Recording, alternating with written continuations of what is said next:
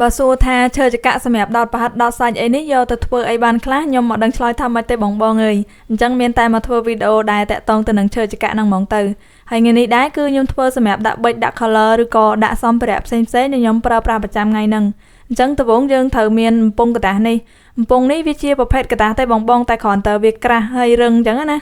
ហើយយើងកាត់ប្រវែងប្រហែលជា10 សង់ទីម៉ែត្រអីហ្នឹងមកតែបើបងអត់មានបំពង់กระดาษដូចខ្ញុំអញ្ចឹងប្រវែងប៉ុណ្ណឹងយើងអាចប្រើកំប៉ុងទឹកដោះគោជំនួសបានហើយខាងក្នុងនេះខ្ញុំប្រើជាសាច់ក្រណាត់កវ៉ោយសម្រាប់ធ្វើទំនាប់ខាងក្នុងហ្នឹងឬក៏យើងមានថ្នាំពណ៌អីយើងលាបថ្នាំពណ៌ហ្មងទៅព្រោះថាបិទសាច់ក្រណាត់កវ៉ោយជិះក៏វារាំងពិបាកបិទដែរហើយខ្ញុំបិទតែខាងក្នុងទេដល់ពេលខាងក្រៅខ្ញុំបិទតែសាច់ក្រណាត់មួយជ្រុងតូចមួយទេដោយសារតែកន្លែងនេះខ្ញុំទុកសម្រាប់ធ្វើ highlight ជារូបបេះដូងអញ្ចឹងណាអញ្ចឹងយើងបិទសាច់ក្រណាត់កវ៉ោយមួយជាន់អញ្ចឹងមកបន្ទាប់មកយើងកាត់กระดาษឲ្យចេញជារូបបេះដូងអញ្ចឹងឲ្យហើយមកហើយយើងប្រើស្គុតមុខពីរបិទវាជាមួយនឹងសាច់ក្រណាត់កវ៉ោយព្រោះថាស្គុតមុខពីរវាស្រួលឲ្យយើងបកចេញមកវិញហើយចាំយើងបិទឈើនៅតាមជុំវិញហ្នឹងយើងបិទអញ្ចឹងវាស្រួលយើងបិទឈើទៅចាញ់រាងស្អាតនិយាយទៅមិនថាទៅរូបបេះដូងហ្នឹងទេសំបីតែអក្សរផ្សេងគឺយើងធ្វើអញ្ចឹងដែរមកតែខ្ញុំយកមកបង្ហាញអ្នកទាំងអស់គ្នានេះគឺទៅរូបបេះដូងហ្នឹងមួយទេដោយសារតើវាមានកលុកកលាក់ច្រើនជាងគេហើយយើងបិទឈើឲ្យវាអឹបគ្នាអញ្ចឹងមកកុំឲ្យចំហហើយណាមួយទៀតគឺបិទវាឲ្យថ្មិចគឺបិទឲ្យត្រង់ព្រោះថាបើបិទអត់ត្រង់ទេចុងក្រោយគឺពិបាកអីចំពោះឈើចកៈនេះបើយើងអត់មានយើងអាចប្រើឈើចកៈអាស័យជំនួសបានប៉ុន្តែខ្ញុំគិតថាបើចកៈអាស័យប្រហែលជាអត់សូវស្អាតដូចឈើចកៈហ្នឹងទេដោយសារតើវារាងធំជាងអញ្ចឹង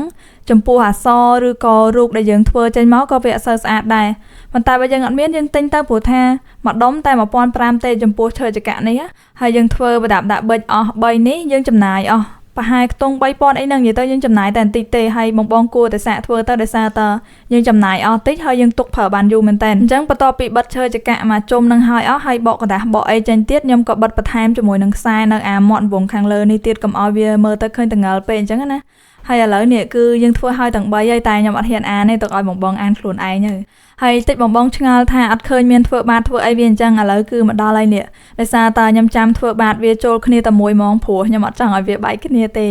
ខ្ញុំថាលេងទេហើយចំពោះបាតគឺខ្ញុំធ្វើយ៉ាងធំតិចហើយដោយសារតើខ្ញុំចង់ឲ្យពេលដែលបិទហើយគឺវានៅសល់ space ខាងនៅជុំវិញនឹងរាងធំតិចធ្វើបាតគឺខ្ញុំប្រើសាច់ក្រណាត់កវ៉ោយតែទេហើយយកមករុំវាជុំវិញកដាស់ឡាំងហើយពណ៌គឺខ្ញុំយកពណ៌រាងស្លេកជាងមុនបន្តិចទៅកុំឲ្យវាស៊ីជាមួយនឹងអាពណ៌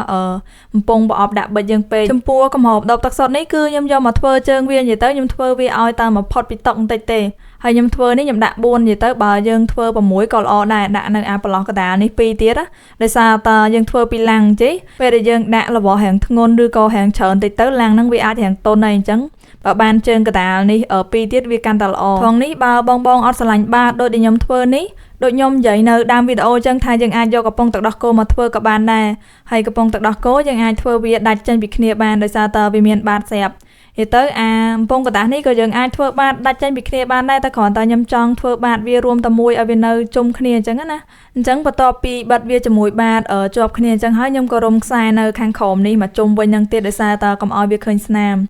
តែប៉ុណ្្នឹងគឺហើយឯងបងហើយយើងដាក់សម្ភារៈបានច្រើនមិនថាបន្ទាត់កត្រៃប៊ិចអីជាដើមហ្នឹងហើយអានេះគឺសម្ភារៈដែលខ្ញុំប្រើរាល់ថ្ងៃយើងធ្វើអញ្ចឹងទៅក៏ស្រួលមួយយ៉ាងដែរខ្ញុំយកវាមកទុកចិត្តដៃអញ្ចឹងទៅស្រួលយកប្រើអញ្ចឹងបងអូនដែលនៅរៀនអីសាកធ្វើម្នាក់មួយទៅដាក់នៅលើតុរៀននៅផ្ទះរបស់យើងសន្សំសំចៃហើយប្រើបានយូរទៀត